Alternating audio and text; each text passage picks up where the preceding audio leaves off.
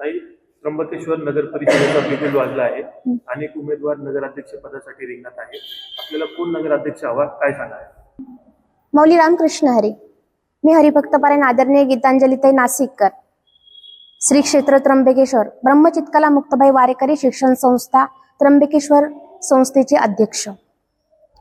या ठिकाणी प्रभू रामचंद्राच्या पदस्पर्शीने पावन झालेली नाशिक भूमी, नाशिक जिल्हा आणि त्याच पद्धतीने त्र्यंबकराज भगवान व निवृत्तीनाथ महाराजांच्या संजीवन समाधीमुळे पुण्य नगरीमध्ये या ठिकाणी त्र्यंबकेश्वर या नगरीमध्ये माननीय कैलासदादा घुले यांचे वडील देखील वसंतराव घुले वारकरी संप्रदायासाठी अतिशय म्हणजे त्यांच्या घरामध्येच तो वारसा होता.